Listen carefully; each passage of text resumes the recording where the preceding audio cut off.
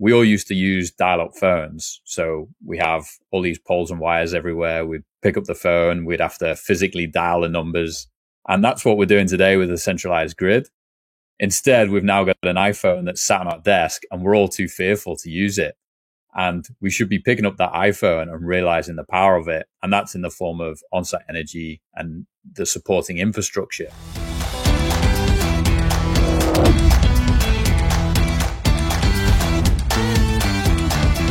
Just about every day, we hear something in the media about battery electric vehicles and the impact it is going to have, or we hear something about the steps that governments are taking to mandate change that will help society address issues related to climate change. Now, we recognize at the Heavy Duty Parts Report that there is a wide range of opinions about this subject. We've got a guest today that's going to be able to give us some truth and some facts. And I like that because it gives us an opportunity. You know, we all have our right to our opinions, but what is the reality? What is it that we should be considering? If you're at a fleet and, you know, your job is to take care of an entire fleet, what do you need to know? If you are operating a repair shop on the independent service channel side or an aftermarket parts distribution company, what do you need to know? If you're on the dealership side, the OES side, how is it going to affect your business?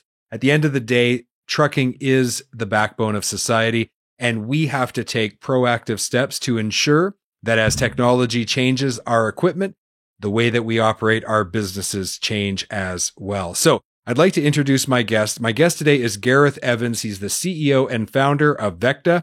Gareth is committed to a mission of empowering businesses and communities to make the global transition towards a more affordable, secure, and renewable energy future. Gareth, welcome to the Heavy Duty Parts Report. So glad to have you here. Jamie, it's a pleasure. Excited for today's conversation. Fantastic. Well, you know, when it comes to the future of the trucking industry, people have really strong opinions. Obviously, if you work in the industry, you've got a vested interest in where this was going to take you in your future. So I'd like to talk to you a little bit about the trends of where we're at. We know that battery electric vehicles are coming fast and furious. We know that there's going to be a lot of change to the technology of the equipment that we are operating, that we're maintaining. So I'd like you to give us a kind of a reality check. Where are we right now? What do we need to know about the future? Yeah, well, I loved your intro, Jamie. Trucking is certainly the backbone of our businesses and economies. But I think what's exciting for today's conversation is energy is truly the lifeblood of everything. And without it, things grind to a halt pretty quick. Yeah, they really do. And when you think about energy, I like to think about it in terms of what is actually energy? What is it doing for us? And in the way I see it is it's like it directly equates to work. So, you know, 200, 300, 400 years ago, right? You wanted to plow your field or you wanted to move goods. You needed you and a very large family and a bunch of friends to get the job done, right? Then we had all of these technological advancements, and all of a sudden we started to produce more abundant energy, which gave us the ability as a society and as countries to be able to then put that energy to use for us and to work it and to get more work done. So I think people are very concerned about where the future will be, especially since you hear so much about like a lack of energy. You hear about transitioning to different energy sources. And I think that's what's really interesting, isn't it? Is that energy transition is certainly a term everyone has now heard. It's certainly become more common in our vernacular. But this is one of many transitions. Like you say, we've gone from horse pulling cart, wind power, water power, to then coal, then gas. And here we are now seeing more and more renewables. But these things take time. And they are, you know, this particular transition from what I'd say a centralized generation of energy, primarily using fossil powered energy sources, to a more decentralized, distributed, cleaner source of energy. This is going to be decades in the making. And so it's certainly not going to be an overnight light switch moment. Certainly there's varying degrees of opinion on how bad let's call it a climate catastrophe is actually what we are actually facing. And so I hear everything from people who kind of feel like we are at this cataclysmic point in time and humans aren't going to survive, all the way to this really optimistic view of the future where human ingenuity and entrepreneurship and the free markets are going to drive us towards multiple different energy sources. This is going to be good for everybody, and things are going to really improve, right? So you have this complete range of opinions. From your perspective in the work that you're doing in energy, like, what do you think the future is going to look like? There's a lot of super exciting macro trends right now around one, the energy transition itself. So the cost of technology is coming down. I read a really interesting report yesterday. It was saying, unlike oil and gas, where essentially we're pumping up a commodity that then once used is gone, we're able to bring down the cost of things like batteries, solar, wind quite dramatically, because you're now producing thousands upon thousands of these products and you're becoming more efficient all the time. And so the ability to drive down the cost curve for these technologies to make energy more affordable and accessible to everyone is very exciting. I think the trend of decentralizing these assets is very interesting because it will create a more secure future for us all. Combine this with the digitalization, AI, autonomous vehicles in this case. I think there's a lot of really exciting opportunity. And I'm certainly of the opinion that, yes, we are having an impact on our climate and on our society's health. No one can sit here and say that they want that. I haven't met anyone who says they advocate for that, but we've created a lifestyle that we all enjoy and we want to maintain. And the key is, how do we adapt purposefully such that it is more sustainable, but it is also affordable and profitable for businesses to do it? That's really key to the transition. Yeah, one of the big concerns I have personally is that we are implementing mandates and we are trying to move towards a more positive future. But in the process of doing that, we're actually putting our most vulnerable people in society at risk, the poor. If energy prices suddenly skyrocket like they have been lately, but if that trend was to continue, it's the poorest of our people who are going to suffer the most. And so for me, I'm looking for solutions that really contribute to human flourishing across the board, right? I don't want to see one group of people succeeding and flourishing and the other group of people suffering so that other group can do well. Like, we want to see a world where human flourishing is the standard. And that's where, like, from my perspective, that abundant, efficient, clean energy is a large part of what is necessary, the preconditions for human flourishing to expand more globally. Yeah, no, I love that. Part of the reason why I'm on this mission is right after the second Gulf War in Iraq, I spent 2 years there supporting the oil and gas industry to move into the region. And here we were unlocking the biggest oil and gas reserves in the world to feed our kind of energy thirsty economies. But the local populace, who had gone through years of war and their infrastructure being decimated, they were surviving on 2 to 4 hours of power a day. They're, trying to do that in 100+ degree heat. And to our initial comment around energy being the lifeblood, horrible things happen when people don't have access to reliable energy. And so what we were getting reports from the US military, because we were staying on the US military base there in Basra, was the mortar attacks we were receiving every night were not as a result of sort of terrorists or insurgents. It was largely like local populace being paid $500 by bad people to come and do bad things to us. But they were doing that because they needed to feed their families. They needed to be able to buy diesel to power their houses. And so our grid today is 100 years old in some cases in the US, and it's becoming very fragile, very unreliable, very expensive to maintain. And these are some of the trends we're seeing in terms of costs going up, outages increasing in severity and duration. And these aren't good for us trying to run businesses, households. They can be a slippery slope quite quickly, and we want to avoid that.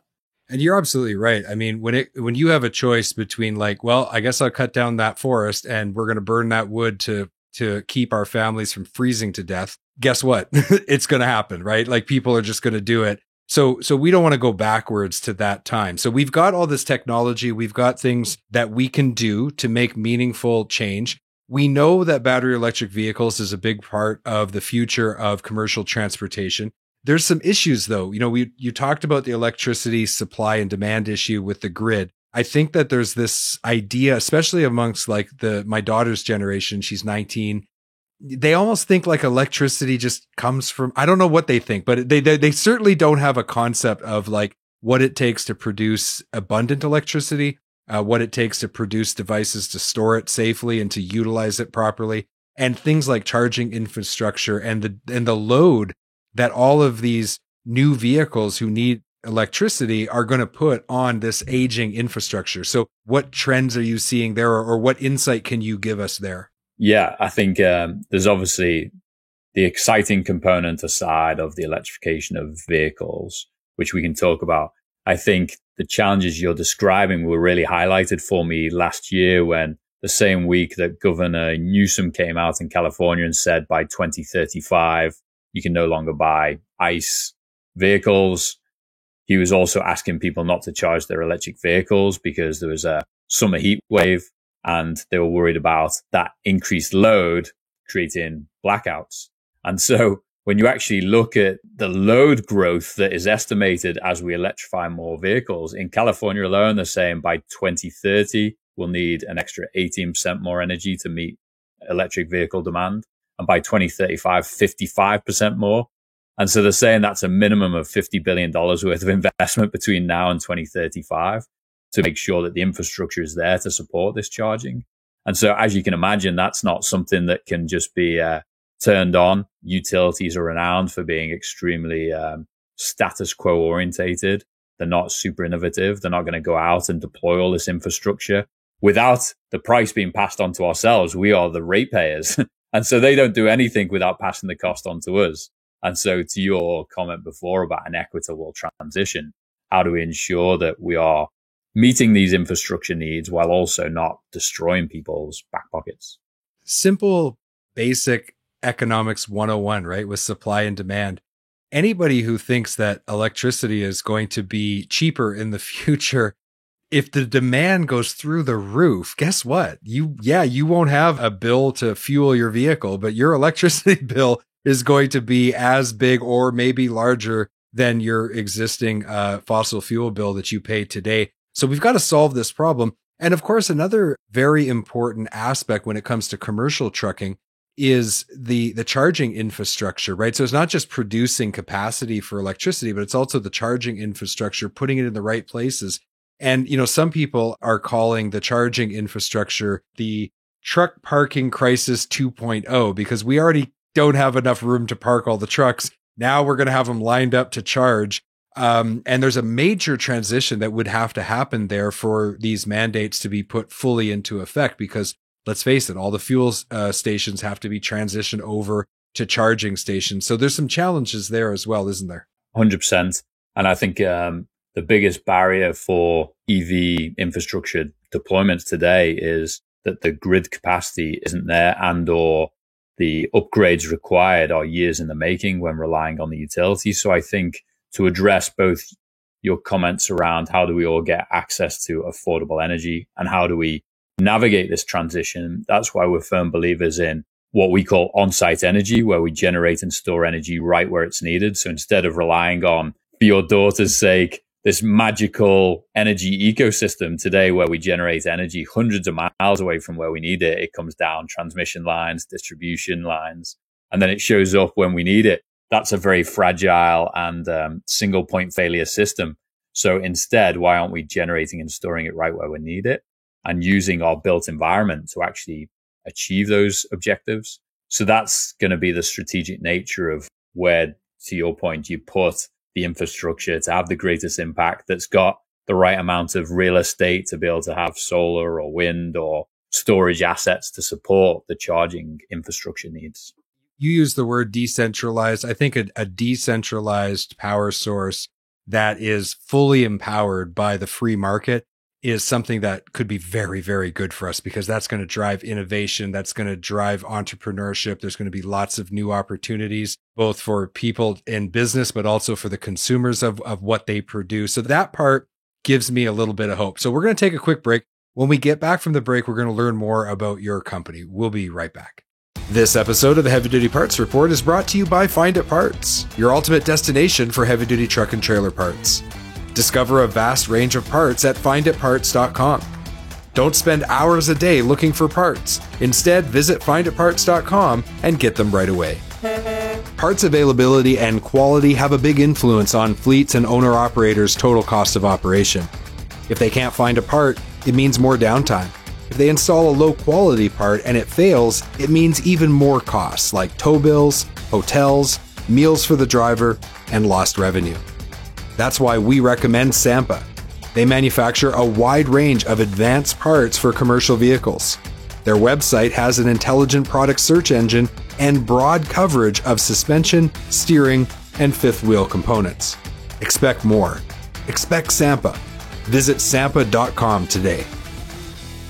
We're back from the break. And before the break, Gareth, it was really great to talk to you about some of the trends related to the transition on energy, where it's going to take the commercial trucking industry. You know, if you're a fleet maintenance manager and you have a fleet you're responsible for, or you're a technician that either works at the fleet's repair shop, or maybe you're in the independent service channel, you work at an independent repair shop or a dealership, your job is going to be deeply impacted by changes in technology on commercial vehicles. And certainly from the parts side, which is dear to my heart, there is this unknown out there about, well, what will the transition to new types of power sources do to the parts business? And we're really curious about that.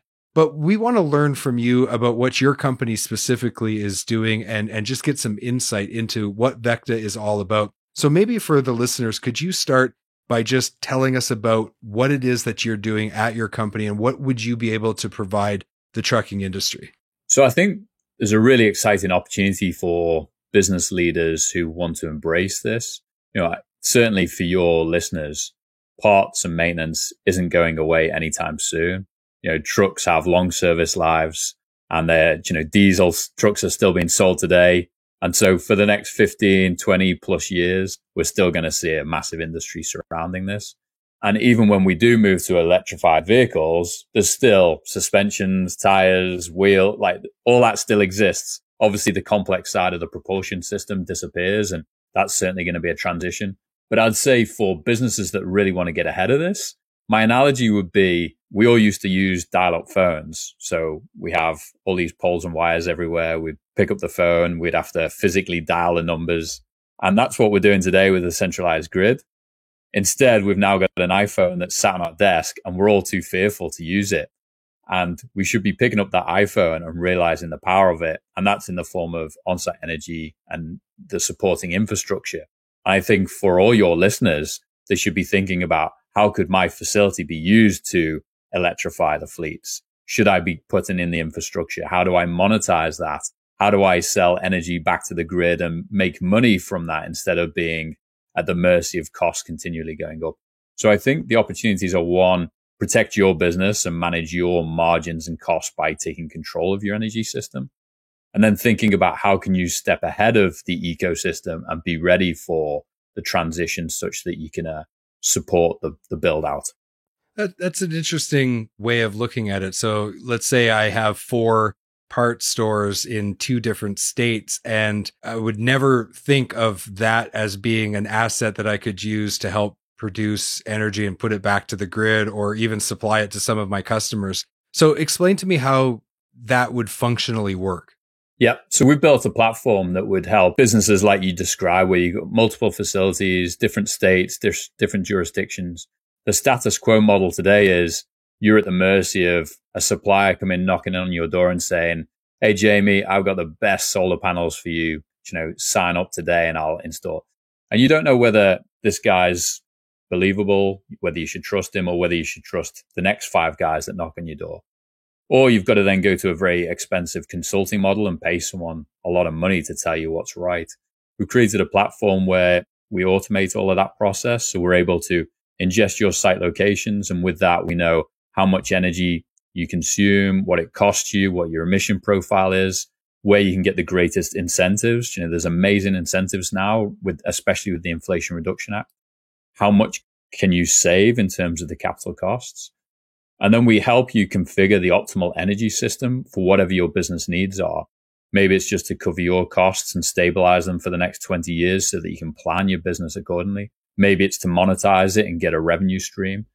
How many EV charging stations do you want to deploy? What extra energy do you need to meet those demands? So we help you think through all that strategy.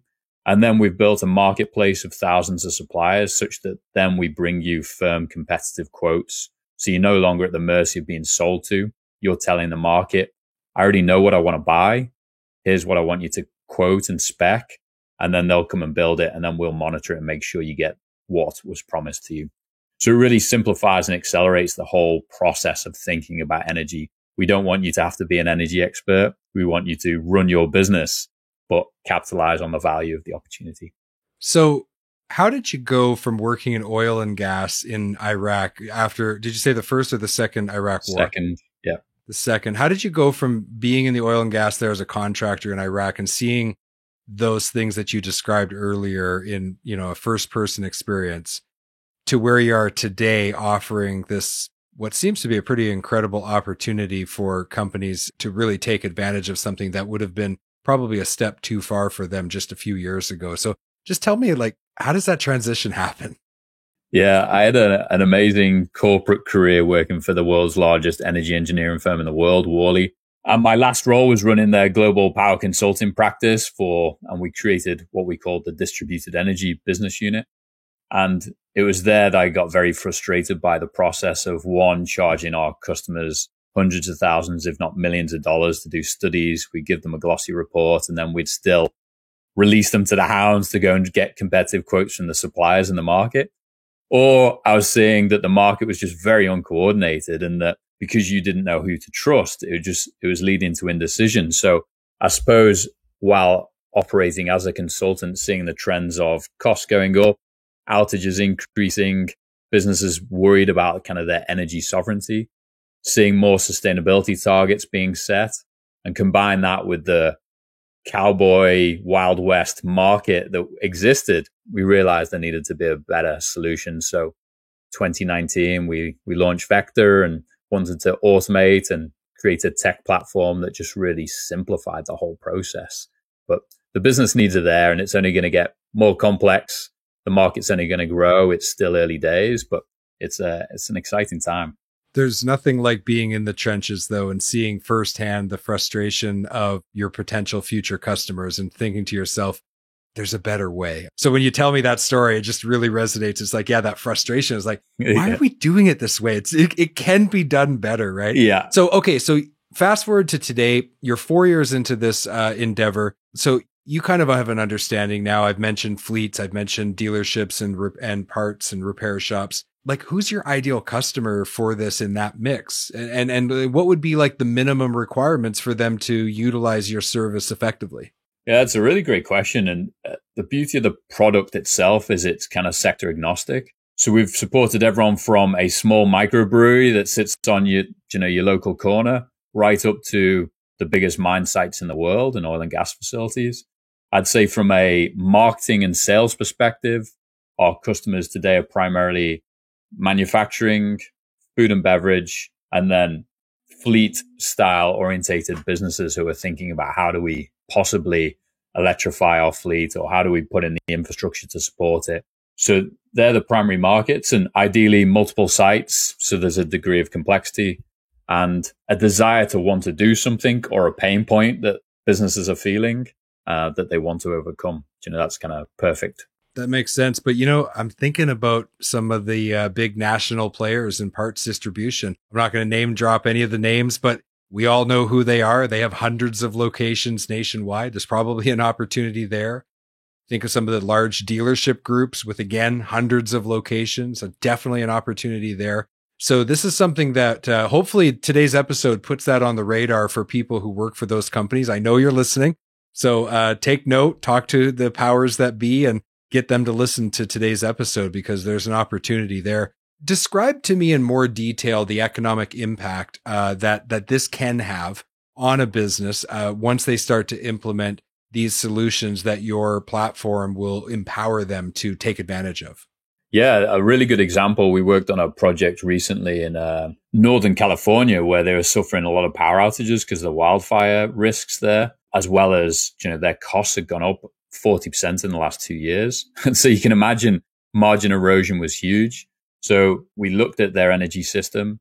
They were spending $1.2 million per year. with an on-site energy system that they could pay back in less than a year using the carbon credits. They're able to save 400 grand a year while also reducing their emission profile by 49% and being able to ride through outages of up to a day. And so you can see like the triple win benefit of significant cost reduction. We're not talking about small cost reductions here. And that being locked in now for the next 15, 20 years. So even if rates continue to increase 3, 5, 10, 50% year on year, you've got control over your own destiny. You've got some resilience. So you're not going to have to shut the shop every time the utilities power goes off. And then being able to then market yourselves as being more sustainable can then help you win more contracts, get cheaper capital, attract the right employees. So these are all kind of softer benefits of kind of doing a really good thing for your business. Yeah, if you're in need of capital, you better do some reading about ESG and the role that's playing in getting capital for sure. Well, I thank you so much for giving us some time and kind of explaining what it is that you do and how it could positively impact listeners of the show. If you want to leave people with just one thing that they should absolutely remember from today's conversation, what's that one thing? I'd say don't be the status quo person picking up the landline dial phone, move to the iPhone future and embrace technology and make it work for you because it exists. It's there. People are fearful of it, but the future is coming. And so we should all be ahead of it. You've been listening to the Heavy Duty Parts Report. I'm your host, Jamie Irvin, and we've been speaking with Gareth Evans, the CEO and founder of Vecta. To learn more about their company, go to vecta.com. Links are in the show notes. Gareth, thank you so much for being on the Heavy Duty Parts Report. Jamie, it's been a pleasure.